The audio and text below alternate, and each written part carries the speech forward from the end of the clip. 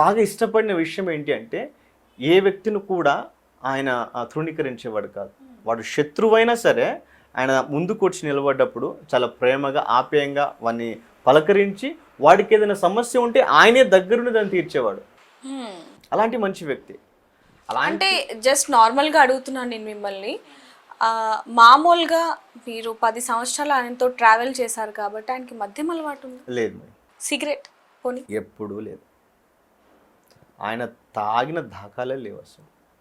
ఆయన దాని గురించి చాలా మెసేజ్ చెప్పి తాగొద్దు అని చెప్పిన వ్యక్తి తాగుతాడని ఎలా? అంటే ఇంతకు ముందు కొంతమంది మాట్లాడిన వాళ్ళు ఎవరైతే ఉంటారో వాళ్ళు ఒకప్పుడు ఆయనకి మద్యం అలవాటు ఉండేది, ఎప్పుడైతే పాస్టర్గా ఉన్నారో అప్పటి నుంచి మద్యాన్ని మానేశారు అంటూ కూడా కొన్ని వ్యాఖ్యలు చేస్తున్నారు. ఏ రోజైనా మీకు ఆ విషయం చెప్పడం కానివ్వండి, ఆయన పర్సనల్ విషయం షేర్ చేసుకోవడం కానివ్వండి, ఇలాంటివి ఏమన్నా జరిగాయి?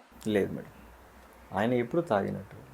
ఒకవేళ ఆ మందు గురించి మన మధ్య డిస్కస్ వచ్చినా కానీ ఆయన చెప్పేవాడు ఏంటంటే దీనివల్ల కుటుంబాలు నాశనం అయిపోతాయి, వ్యక్తి తన యొక్క జీవితం నాశనం అయిపోతుంది, తన కుటుంబాల నుంచి దూరంగా వెళ్ళిపోతాడు, కుటుంబం పరిపూర్ణంగా ఆనందంగా బ్రతకలేదు, సమస్యలు ఏర్పడతాయి, కాబట్టి తాగుడికి చాలా దూరంగా ఉండాలిరా, అది మంచి పద్ధతి కాదని చెప్పేవాడు. ఇప్పుడు నాకు రీసెంట్గా ఒక స్టోరీ చెప్తాను మీకు. ఒక అబ్బాయి వచ్చాడు కడుపు నుంచి అనుకుంటా, ఆయన చాలా త్రాగుబోతు, చాలా డ్రింకింగ్, చాలా వాడు మందు లేకుండా ఉండలేడు. అలాంటి వ్యక్తిని ఒక తెలిసిన అన్న వాళ్ళ ఇంటికి పంపించి ఇతను కొంచెం జాగ్రత్తగా చూసుకొని చెప్పాడు. ఆ వ్యక్తి ఏంటంటే ఈవినింగ్ అయితే మనోడు వైబ్రేట్ అయిపోతుంటాడు, ఆ రేంజ్కి వెళ్ళిపోయాడు త్రాగుడు బానిసలో పడి. అలాంటి వ్యక్తిని కూర్చోబెట్టి కౌన్సిలింగ్ ఇచ్చి నువ్వు ఇలాగే ఉంటే చచ్చిపోతావు, సో ఇలా ఉండకూడదు అని ఆ వ్యక్తి జీవితాన్ని సెట్ చేసి ఇప్పుడు బెంగళూరులో ఉన్నాడు ఆ వ్యక్తి. ఓకే, అంటే ఎంతో మందికి లైఫ్ ఇచ్చిన ఈరోజు నేను ఒక్కనే కాదు, ఇలాంటి మోజేసులు చాలా మంది ఉన్నారు. మమ్మల్ని నిలబెట్టింది ప్రవీణ్ అన్న. ఇప్పుడు మేమందరం ఒక స్టేజ్లో ఉన్నాము అంటే దానికి మూలకారకుడు ప్రవీణ్ అన్న. అలాంటిది ఆయన తాగి చనిపోయాడు అని అంత సింపుల్గా చెప్తున్నారు అంటే మీరు ఎలా చూసారు అసలు? మీకు ఏమైనా ఫోన్ చేసి రండి తాగుదామన్నాడా, లేకపోతే తాగుతుంటే ఎవరైనా వీడియో తీశారా? మీకు అసలు ఇప్పుడు ఆ బార్ దగ్గర ఉన్నది, ఆ లిక్కర్ షాప్కి వెళ్ళింది ప్రవీణ్ అని ఎలా కన్ఫర్మ్ చేస్తున్నారు? ఇంకా వేరే వ్యక్తి కూడా అంటే మామూలుగా ఆ రోజు చూసుకుంటే మీకు ఎప్పుడు తెలిసింది ఆయన చనిపోయారని? మేడం 25th మార్నింగ్ 9:30కి అలా తెలిసింది మేడం.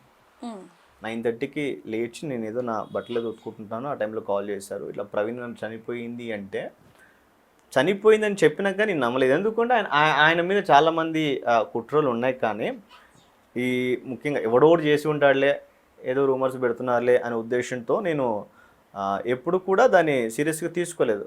కానీ ఒక కాల్ వచ్చింది నాకు బాగా తెలిసిన వ్యక్తి, అన్న యాక్సిడెంట్లో చనిపోయాడంట, ఇది కన్ఫర్మ్ చేసుకో అంటే దగ్గర ఒక 150 కాల్స్ చేసి ఉంటాను నేను ఆ రోజు.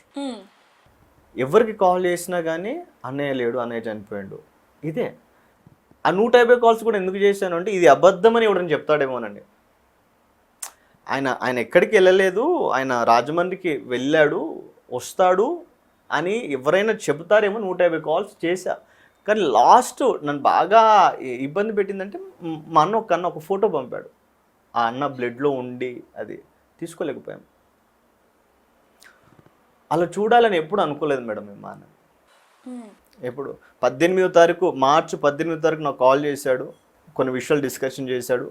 నేను రాజమండ్రి వెళ్తున్నాను, రాజమండ్రి వెళ్ళి నేను వస్తాను, ఇవి మనం చేయాలి, ఆగస్టులోపు ఇవి క్లియర్ చేసుకోవాలి మనం అని నాకు చెప్పాడు. సరే అన్న నేను తప్పకుండా నేను వస్తానన్న అని చెప్పాను. 18వ తారీఖు మాట్లాడి 19వ తారీఖు నేను కలవాలిరా నువ్వు రా అంటే నేను వెళ్ళలేదు ఆ రోజు, వేరే నాకు డ్యూటీ ఉండే. 24వ తారీఖు నేను చనిపోయిన సంగతి మేము తీసుకోలేకపోతున్నాం. ఒక మంచి మాకు ఇప్పటికి నేను చెప్తున్నాను, ఒక బోధకుడో లేకపోతే ఒక క్రైస్తవుడో కాదు, కానీ ఒక మంచి మనిషిని మనిషిగా ప్రేమించి ఒక మంచి మనిషి, వాడు ఎంత దుర్మార్గుడైనా ఆ అన్నని వాడు దూషించినా సరే అన్న దగ్గరికి సహాయం కొరకు వస్తే ఏమాత్రం ఆలోచించకుండా వాని బ్రతుకు కట్టగలిగే మనిషి ఆయన. అలాంటి వ్యక్తి తాగి పడిపోయి చనిపోయాడు అంటే తీసుకోలేకపోయాడు. అంటే చనిపోయారు అనేదైనా తీసుకొచ్చేమో, కానీ తాగి చనిపోయారు అనేది మాత్రం హార్ట్కి తీసుకోవడం కొంచెం కష్టం అనే చెప్పొచ్చు. మిమ్మల్ని బాధ పెట్టాలని కాదు, కానీ ఆ వీడియోస్ ఏవైతే ఉన్నాయో ఇందాక మీరు చెప్పినట్టు లిక్కర్ మాటలో ఫోన్ పేలు, గూగుల్ పేలు, బండి మీద వెళ్ళేటప్పుడు స్థిరంగా వెళ్ళకపోవటం, యాక్సిడెంట్లు అవ్వటం, ఇలా ఇవన్నీ చూసినప్పుడు అసలు ఇదంతా ఎందుకు చేస్తున్నారు, ఎవరు చేస్తున్నారు? అంటే చంపేయడం అనేది ఒక ఎత్తు అయితే, ఆ చంపేసిన వ్యక్తిని బ్యాడ్ చేసి చంపేయడం అనేది ఇంకొక ఎత్తు. అలాంటిది ఇదంతా చూసినప్పుడు మీకు ఏమనిపించింది అసలు? ఎవరు చేస్తున్నారు అంటే దానికి ఆన్సర్ లేదు మేడం. ఖచ్చితంగా వీళ్ళే అని మేము ఎవరిని చెప్పలేం.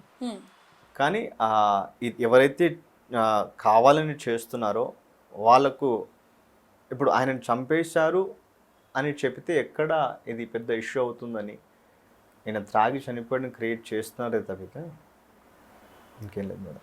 ఆ వీడియోస్ అన్ని చూసినప్పుడు మీకు ఏమనిపించింది? అసలు నిజంగానే ప్రవీణ్ పగడాల గారు ఇలా చేస్తారా, చేయగలరా అనే క్వశ్చన్ మార్క్ ఏమన్నా వచ్చింది? అసలు అలాంటి ఆలోచన ఎందుకు వస్తుంది మేడం? మాకు అంటే ఎందుకు అంటే ఇంటి దగ్గర నుంచి బయలుదేరినప్పటి నుంచి ఆ షర్ట్ కానివ్వండి, ఇవన్నీ మనం చూసాం కొన్ని. సో ఒకేలాగా ఉండటం, జీపేలు యూజ్ చేయటం, ఇవన్నీ కూడా చాలా మీడియాలో కూడా ఇప్పుడు వైరల్గా మారాయి. కాబట్టి చాలా మంది ఆయనే ప్రవీణ్ పగడాల గారు అంటూ కూడా కొంతమంది మాట్లాడడం జరిగింది, ఆయన అభిమానులు. అందుకని మిమ్మల్ని అడుగుతున్నాం. ఒకవేళ అది ప్రవీణ్ అన్న అని వాళ్ళు అనుకుంటే పొరపాటే.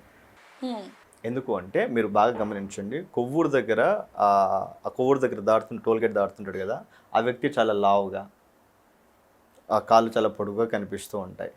మీకు ఏదైతే ఫస్ట్ వీడియోలో ఆయన కింద పడిపోయాడని పోలీసులు చూపించారో అక్కడ కూడా ఆయన చాలా పొట్టిగా ఉంటాడు. ఆయన లోపల వేసుకున్న బనీని కూడా మీరు ఒకసారి మీరు చూసారో లేదో, ఒక వీడియోలో బ్లాక్ కలర్లో కూడా ఉంది. ఈ బట్టలు వేసుకున్న వ్యక్తి, ఆ మాస్క్ పెట్టుకున్న వ్యక్తి ప్రవీణనే అని కన్ఫామ్గా అయితే చెప్పొద్దు. ఒకవేళ నిజంగా ఆయనే అయ్యి ఉంటే, ఒకవేళ వీళ్ళ దగ్గర ఫుల్ వీడియోస్ ఉంటే అవి పెట్టండి, చూపించండి. మొన్న నేను మా అన్న వాళ్ళందరం కలిసి విజయవాడ వెళ్ళాం. దగ్గర 20 కెమెరాలు చూసాం మేము. అదే అన్న పడిపోయి కూర్చున్నాడు అన్నట్టు 20 కెమెరాలు. ఒకటే కెమెరాలో ఎందుకు చూపిస్తుండో, అన్ని కెమెరాలు ఉంటాయి కదా. పడిపోయినట్టు వీడియో ఎక్కడ ఉంది పోనీ? అక్కడికి వెళ్ళి మొత్తం మాట్లాడడం అన్ని చేయడం జరిగింది. మేము పర్సనల్గా అక్కడికి వెళ్ళి నిజంగా మా అన్న ఇక్కడ కూర్చోవటానికి కూడా అది వీలు ఉండదు. అది అలాంటి స్థలాలలో కూర్చున్నాడు అని, ఆ పార్కులో సరే పార్కులో పడుకున్నాడు కదా, వీడియోస్ ఎక్కడ ఉన్నాయి? ఎవరితో మాట్లాడాడు, ఏం చేశాడు పార్కులో? 3 గంటల సేపు పార్కులో పడుకోవాల్సినంత కర్మ ఆయనకేం వచ్చింది మేడం?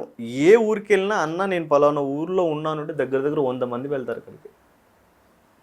అలాంటి పరిస్థితి ఎందుకు మేడం అన్నకు? ఏం చూపించాలనుకుంటున్నారు? సరే ఇప్పుడు ప్రవీణ్ మంచోడు కాదు, ప్రవీణ్ తాగుబోతుడు చూపించాలనుకుంటున్నారు. ఎందుకు? చంపేశారు కదా, ఇంకా చాలు కదా. ఇంకా ఈ పాస్టర్లు కొంతమంది ఆయన గురించి ఏమీ తెలియదు.